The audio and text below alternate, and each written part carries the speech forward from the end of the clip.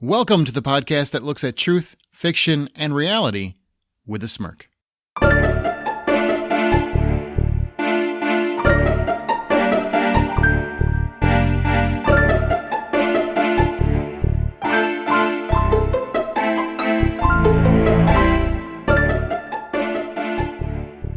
I'm Aaron Peterson. I'm Amanda Sink.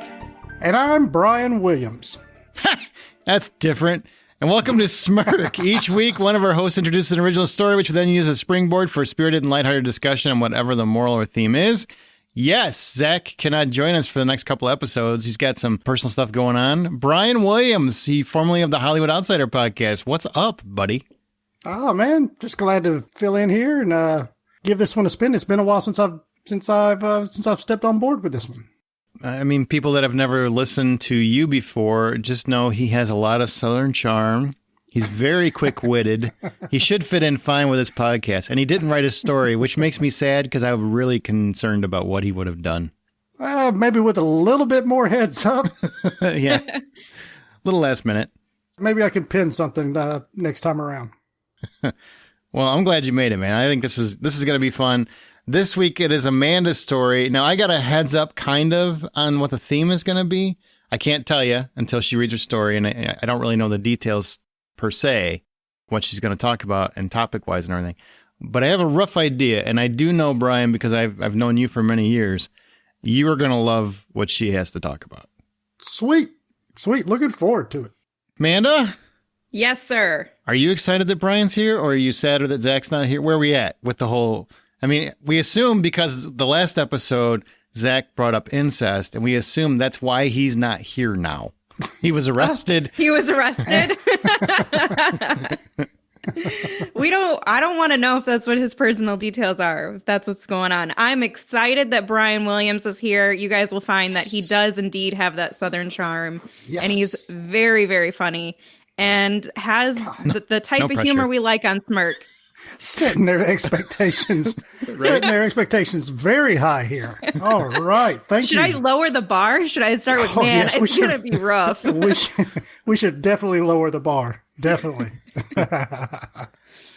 No, I'm excited to be here. Again, with you, Amanda, it's always fun. And Aaron, it's always, we have a blast every time, no matter what. Man, I thought he was going to go a different direction with that. I did too. I know. This time I'll be nice. That was a pause that I was concerned about.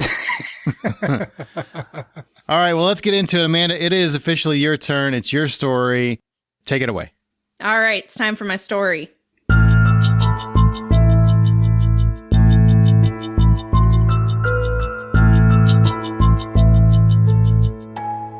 Timmy was a difficult kid. Not to say he didn't have his highlights, but it could be a troublesome project for his single father, Steve, to maintain discipline and order with young Timothy. Rambunctious? Sure. Intelligent? Definitely. Irresponsible and defiant? Absolutely. For far too long, Timmy had cast his father's requests and demands aside like the wind. His selfish disrespect had grown fierce and nearly unfathomable. Timmy was angry at the hole his mother's absence left in his life, and Steve was at his wits' ends with how to steer the ship around. Then, a solution dawned on him. As they left the pound with their new dog, a lovable stray mix of God knows what, and without a name, Steve immediately regretted getting Timmy a pet. The young boy barely showed any interest in the animal other than to shove her away and yell at her for excitedly licking every inch of his person. "What do you want to call her, Timmy?" Steve asked nervously. Timothy threw the dog in the back seat before exclaiming, "How about dumpster fire? This dog is already annoying. Can we give it back?" Steve sunk his head. This attempt at teaching his son responsibility and giving him something to love was already a colossal failure. He looked back at the door to the pound, contemplating returning their new puppy, but what message would that send? His son needed to learn to care about more than just himself, and Steve believed in his heart this pup could be the key. "No, Tim, get in the back seat with her and let me know when you think of a name." His tone was firm, and as rebellious as Timmy could be, he wasn't an idiot. His dad was not messing around. The car pulled away from the pound, and this young dog was bouncing everywhere possible, excited to start its new life. Timmy, on the other hand, stared the animal down with a hearty dose of resentment. Why do I have to take care of this idiotic dog? He thought to himself as he rolled down the window, allowing the pup to stick her head out the window. At 55 miles per hour with tongue at full wag, the pup was having the time of her life. New family, new car, new life. Timmy, on the other hand, just looked at her with disdain. With no provocation, the pup became even more excited, almost uncontrollable. Timmy yelled, "Stop it, you idiot! Simmer down!" But the dog became even more energetic. As Timmy went for the leash, it happened. At now 60 miles per hour, the animal leapt straight out the window. It was insanity, and Timmy completely missed grabbing the leash. The pup was all the way out the window with the leash out of range when reflexes kicked in. Timmy screamed for his dad to stop the car just as he simultaneously lunged forward. He had one and only one shot, and his hand, through sheer will or some holy miracle, caught the pup's rear paw just as she was almost completely out of the window and would face certain death. Timmy held on for dear life even as the animal swung back at the car and whined at the impact. She was hurting, but she was alive. Steve finally brought the car to a stop there on the edge of the highway. He turned around and saw his son, his difficult, selfish son, grasping desperately at the paw of this poor animal with an obvious lack of knowledge when it comes to issues like gravity. Steve jumped out the car, swung around to Timmy's side, and gently brought the dog down safely to the ground. Timmy jumped out of the car, panicky and visibly upset. Without thinking, he ran to their new pup, who was excitedly pretending as though her recent near-death incident never happened, and Timmy grabbed her and hugged her with every ounce of energy he could muster. The adrenaline was fading, and still Timmy held her closer. As Timmy's eyes began to tear up, so did Steve's. They both sat there on the side of the highway, holding their new pet close before Timmy was finally able to speak. "I think we should name her Spring," which they both laughed at for a good long time. It was that moment, that very moment, that Steve finally knew his family was going to be just fine. Well, I teared up. Ah, Brian, are you still alive with us? Or are you in tears too? Give me a minute. Ah, Dogs. You stories. saps. Dogs. Oh yeah, anything. I can't even watch a dog movie these days anymore because inevitably somebody dies. Human, animal, one of the two. Somebody, you can't have a dog movie without it. So, yeah, anything sappy with a dog involved, and I'm boohooing like crazy. What do you think the moral or the theme of this story is? I guess I don't know, like don't know what you got till it's gone type of thing. Ah, that's interesting. Maybe not appreciating those people, or whether they be human or dog, or some other whatever family member of some sort. For that maybe not appreciating them until maybe they're not quite gone, but maybe the opportunity for them to be gone is near, and so maybe something along those lines. Or they jump out the window. I would. And friendship, family, those kinds of things come in all shapes, sizes, and colors. Yeah, I mean, both of those really speak to what the story is about. But the specific moral or theme that I wrote down is that dog is always man and woman's best friend. Aw. Definitely better than cats. I don't care about cats. Oh boy. Well, let's go into this. What's your relationship to animals? Brian, you kind of spoke a little bit about how you're definitely connected to them. Do you have any pets that mean the world to you? 2 corgis, Welsh corgis, Beautiful. which I've had for about 10 years now. Before they were cool. Now you see them all over Facebook and the internet and everything. And, That's true. And now they're all over the place. But I can't tell you, for so many years, people would stop and ask, hey, what kind of breed is this? You don't ever see these. Now, not so much. But yeah, I've always been a big animal fan, lover, whatever you want to call it, especially dogs, just because they're more accessible, but even wildlife, that kind of stuff as well. So yeah, I'm a big animal fan. Love them. I remember the first time I went to your house, you had a corgi, or you had 2 corgis, right? Mm-hmm. And I had never seen one before. That was the first time I had ever seen one. I'm like, what the hell is that? It's like a terrier didn't finish or something. I mean, I don't know where Cocker Spaniel almost got there. I don't know what's going on. It's a wolf. It's a spaniel. It's a what the hell is this thing? Because they're not. You look at them and you think they're small dogs, but they're not small. They're 30, 35 pounds. Yeah, it's just, they're hefty. They are, yeah. They're little chunky things. Are you kidding me? Your corgis weigh 30 or 35 pounds?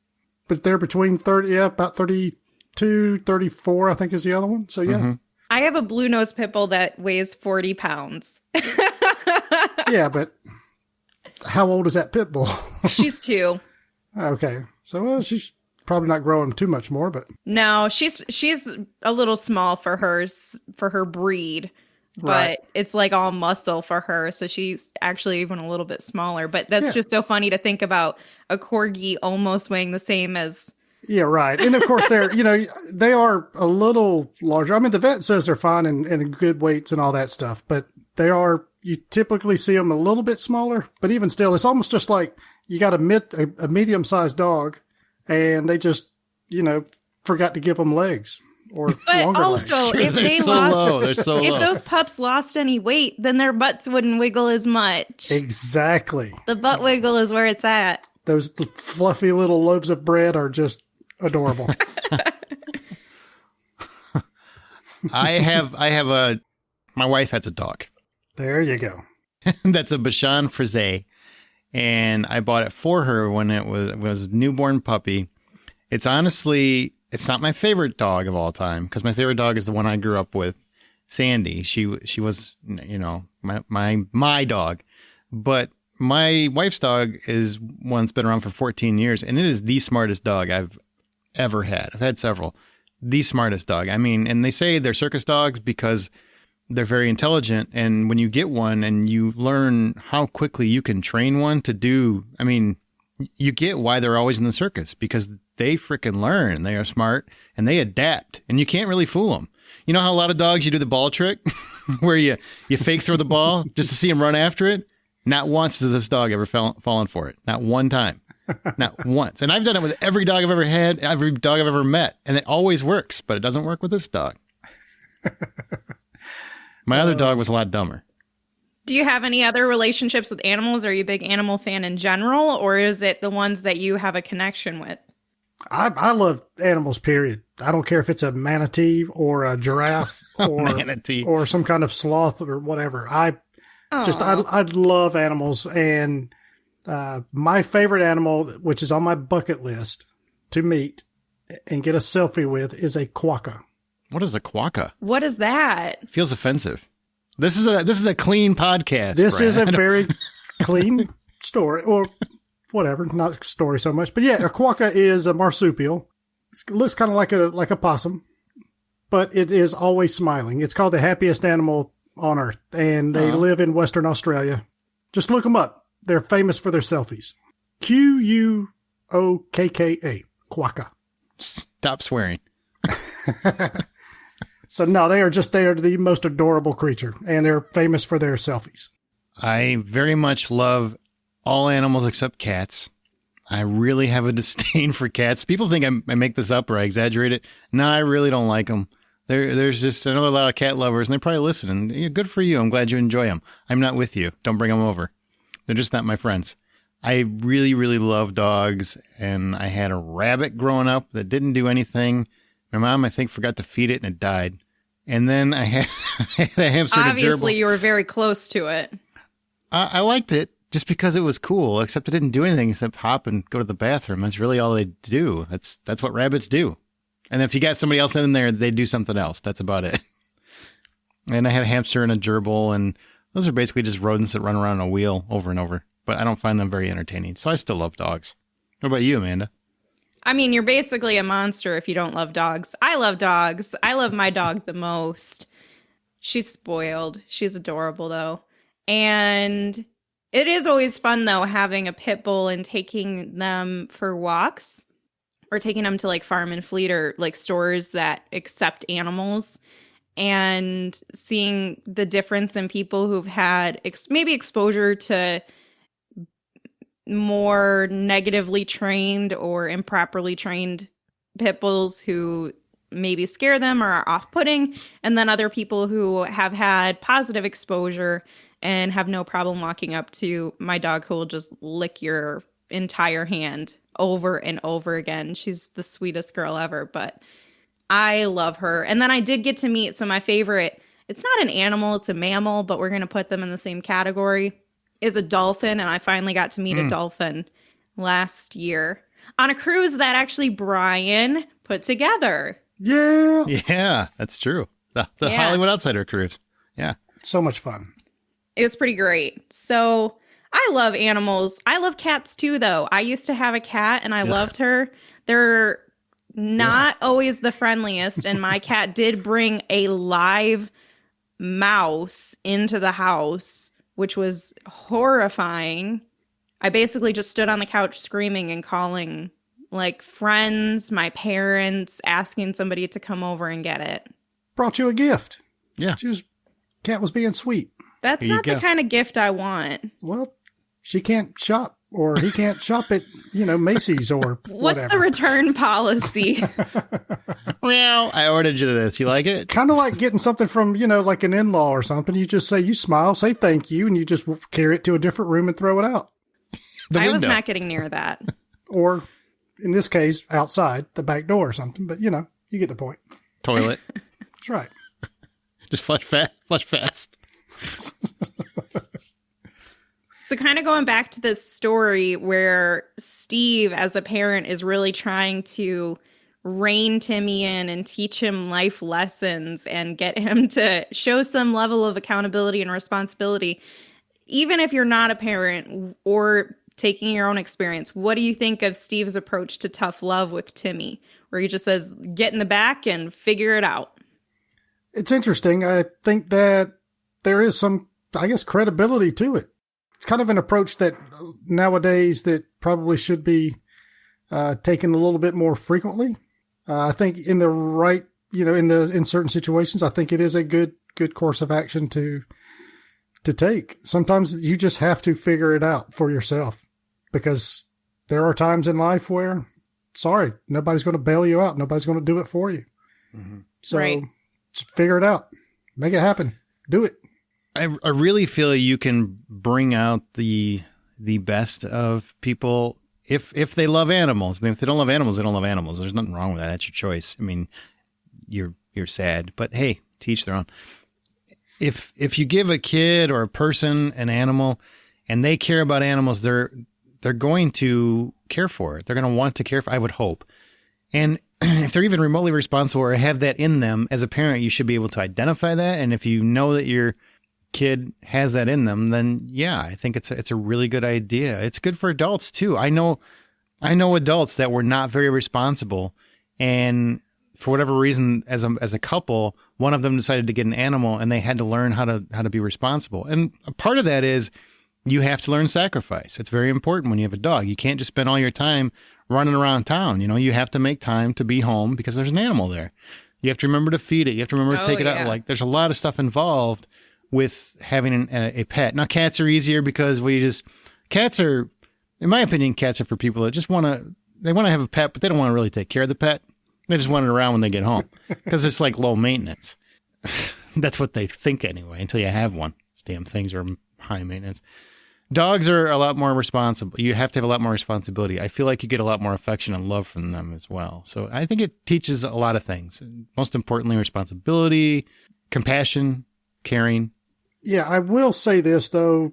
Mandatory bonding like that with an animal in general is not a good policy. Yeah, you should make sure you're interested in it in some way. You never know if yours is the serial killer or not. Yeah, you don't know if you got the wild, crazy dog or something. Now you just put your little kid in the back seat, trapped in there with not a rabid animal, but you get the point. You don't know this dog's temperament. Story could have went other way. Right, exactly. That thing could have just taken his kid's jugular, and you couldn't have done nothing about it because it would have taken you a solid 30, 45 seconds to come to a complete stop, get over the side of the road, get out of the car, get into the back seat, and pull the dog off to your dead kid. I love how you went with the more logically sound and plausible scenario, where I went with, What if your kid's a serial killer and they try to murder the dog or torture it? And throw that dog out the window while the car's going 60 miles an hour. Well, but- Dad How do we didn't know see. it wasn't intentional? Well, I don't know. Hey, as far as the kid goes, if the kid is going to do that, he's probably smart enough to wait till nobody's looking, so he can, he can have an alibi, or the dog slipped on something and cut its own throat, whatever the case is. But I didn't do it. Oh my God. Dad, biggest ball of yarn. Look. I don't know how he got hung up in that barbed wire fence. I didn't do it. He was wrapped 4 times. He was chasing, He was chasing something, a squirrel, whatever. Remember Macaulay Culkin in that? What is it? The Good Kid. Oh yeah. I don't know if he killed a dog. I don't remember if he killed a dog in that movie, but he probably should have if he didn't, because he was the worst. He was like one of the worst movie kids ever. That's true. So. He's not that great of an adult. Look at him. He scares me. Just kidding, Macaulay, if you listen. Yeah, I would have to agree with both of you. I think Aaron brought up some really good points about how Damn right I did. an animal can teach responsibility and it can teach compassion. Well, I don't know if you can fully teach compassion, but I think it can enhance or bring out compassion in those who have it. And I do also agree that you have to be very mindful of what environments you're putting your children in general and forcing them to engage in, because you don't know what's safe for them and what's not. And also, again, back to it, you don't know if you raised the serial killer or not. So watch out for that dog, because you don't know. Look at you with the participation trophies. I know, right? If you've had a dog for any length of time, Brian, you agree with me? If you've had one, you can tell pretty quickly for the most part. I mean, there's some instinctual things you can't get around. And I know you can look in their eye and they have facial expressions, and you can sense gratitude, you can sense warmth, understanding, that kind of stuff. And I agree with you. Definitely. And you can see when they're not exactly in a good mood as well. So oh yeah. You're like, I don't know if I want to touch this dog just yet. Have you guys ever experienced, and this doesn't have to be related to animals, but have you ever experienced a life-changing event that developed a bond? So in this story, Timmy and the dog Spring developed a bond because Timmy saved the dog's life and began to love it in a newfound way and found a new level of appreciation for the animal. So has anything dramatic happened that created a bond between you and someone else or something else? The only thing I can really equate with that maybe is military service. Just there were certain events, maybe not one specific event, but when you spend time with those people, and you do have singular events to where they're scary or exciting, and whether or not you even like that person, they're a shipmate or somebody from your platoon or whatever branch you're in, and you form these bonds and you have that connection for the rest of your life. And again, they may not have been your top 10 list of people, but no matter what, if you were to, see them or speak to them, it would be a pleasant exchange. Yeah, I can. I remember playing Xbox like 10 years ago, a stupid video game, and becoming a lifelong friend to this bald Southern dude. Just because we ended up meeting up online one time. And now we've taken cruises together. We did a podcast for 8 years together. We've done, I don't know how, we've hung out together plenty of times at each other's. Well, he hasn't come here, but I've gone there plenty of times. So yeah, random things. I don't know if I'd call that traumatic, but it's a traumatic relationship. Well, it could be dramatic. So maybe he kept screwing up the game for you and getting the two of you slaughtered, and it was dramatic for you. More like screwing up the podcast usually, but that was intentional. Yeah. A lot of that was. Some of it wasn't. I could tell you a sadder story, Amanda, but you're a pit bull fan. But I will say I got very, very close to my uncle's dog because he was attacked by a pit bull. And it was a very bad incident, which, yes, it will scar you. But I've unfortunately, there are truths to that. But it brought me very, very close to the beagle that was attacked, because I was never very close to my uncle's dog. And then in seeing that dog, it was like a 20-year-old beagle. I'm not even exaggerating, and put up the fight of his life and stayed alive. This thing was just savagely attacked and blood everywhere and everything else, and still kept getting up. It was like the raging bull of beagles or something. I was very proud of that dog. I'm like, wow, I've never seen an animal that refuses. Like, he's already on death's door, you would think. He's like 20, I'm not exaggerating, he's like 20 years old. And he just kept going. Wow. Aw. Wouldn't quit. Would not Well, quit. that's a movie to begin right there. Start the script. Don't show the nitty gritty details, but we can take humans being brutally beaten, but not animals. Yeah. See, I love like nature shows. I love watching them. I love seeing all these animals in the wild. And I know that like when you've got the predator chasing the prey, and I know it's nature. It's got to do that to survive and all that stuff. But I'm happy the prey gets away. Yep, me too. And then I feel sorry for the predator because now, that predator's family's starving for the next 3 days until they track down another antelope. It is a really sick, sad cycle.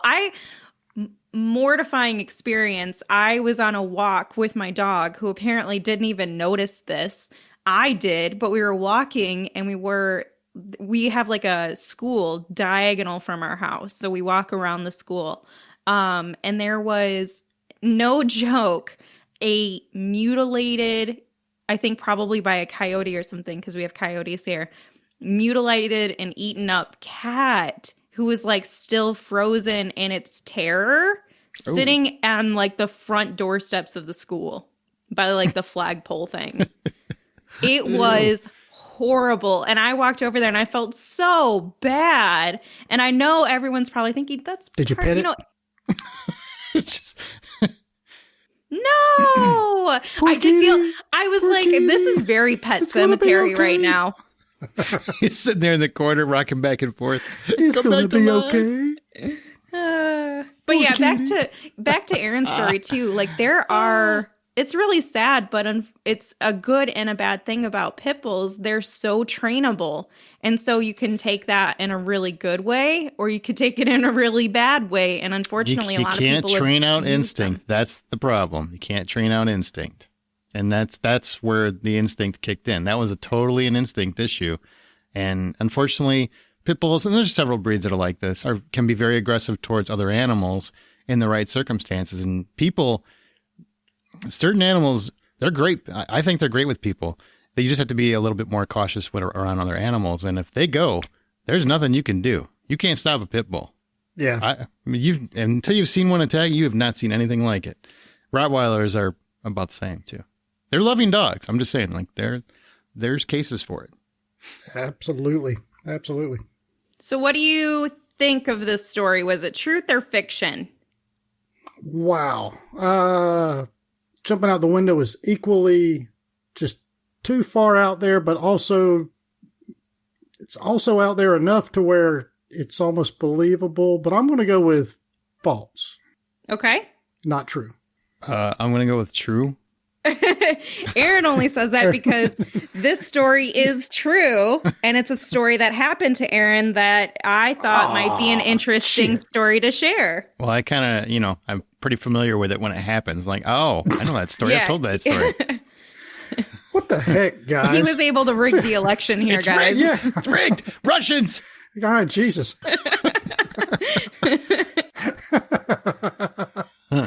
Gosh. Oh, very true story, except it was my mother, obviously, and it was with my Uncle Denny who was driving. And that dog, Sandy, was the dog I talked about earlier, not a smart dog. She literally jumped out the window and I caught her by the very, very bottom of her back paw. And I mean, it's the hardest thing because you grab her and you're like, oh, for a sec, you're like, oh my God, I got her. I can't believe I got her. And then for a second, you're like, now oh, what? I got her. Pull over. I got her. Because you didn't want, it's a weird thing because my Uncle Denny didn't want to swing over to the side of the road immediately because he was afraid if she landed right there. You know what I mean? Like he didn't know where she landed. He was scared about driving over her. And then when I had her, he's like, okay, I got to pull over. And all you hear was, I had the paw and I'm like, oh my God, I got her. And then you hear, boom. And I'm like, I think I just killed her. Oh my God. It was a terrifying experience, but that dog was fine 5 minutes later. Just acted like, hey, what's up? How you guys doing? What are you freaked out about? That is amazing. It happened one other time too. What? I swear, we had to never drive with the windows down with that dog because she would just jump. She was ready to go. Was she a very sad dog? She hated her life with us. I don't know what to tell you. Goodbye, She cruel world. sensed it from the beginning. Nope, these are not my people. I am out. Whatever happens, happens, but I am out. She would just be panned away and see anything that caught her eye, and she's like, I think I could make it. Boom. Where did she? Why? Good gracious. I don't know if I've ever heard of a dog jumping out of a moving vehicle. I'm not saying it's never happened. Obviously, it's happened twice to you, so it happens way more than I ever imagined. Just one dog, though. Yeah, One the dog. statistics in this episode on dogs jumping out the windows is... Yeah, it's just unfathomable. It's just, yeah. So, like I said, again, I've never heard of that happening. And hey, again, I'm from the South. This is where, dogs in the back of the truck all over the place. Smarter dogs. Well, apparently. I guarantee a pit bull wouldn't jump out because they're like, no. I mean, I'm ripped, but I'm not that stupid and ripped. So, although I kind of get why people have cats in that respect. There's a win for the cat column because cats don't do that. They're like, no, I am not doing that. And if I did, I'd be fine because I'm a cat. Wow. That's right. What is the title of your story? A dog's paw shall rule them all. There you go. All right. Unless you got a better title, Brian, you want to feel free to throw it in there. No, I guess we'll just roll with that. We can shorten it to a dog's paw. There you go. Okay. All right. Dog's paw it is. To rule them all just kind of throws it off a little bit. You're just picturing everybody running to Mountain Dew with this dog? Maybe that's the goal, Brian. Maybe we want to throw him off with the title. Yeah, but I'm thinking about no. seeing the podcast episode, and I just see a dog's paw and then ellipsis, like going. What? That's true. That's awesome. A dog's paw. ... to rule them all. All right, as our show goes, we will occasionally pick listener stories to read and discuss on SMIRK. If you'd like the chance to have yours read, email it to mystory@smirkpodcast.com. I think we have one coming up in a couple weeks that we got over the break that we just haven't got to yet. My name is Aaron Peterson, obviously. And if you like SMIRK, please share this episode on your social media outlets. Be sure to rate us in whatever podcast app you use. You can follow us by joining our Facebook group or on Twitter @SMIRK Podcast and use the show's hashtag SMIRK. Be sure to subscribe to SMIRK on your podcast app of choice. Our website is smirkpodcast.com. And as you write your own life story, always remember to tell it with a smirk.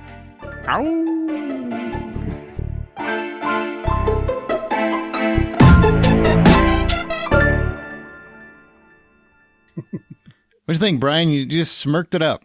Yep, that was fun. Can we do it again? I think we can do it one more time.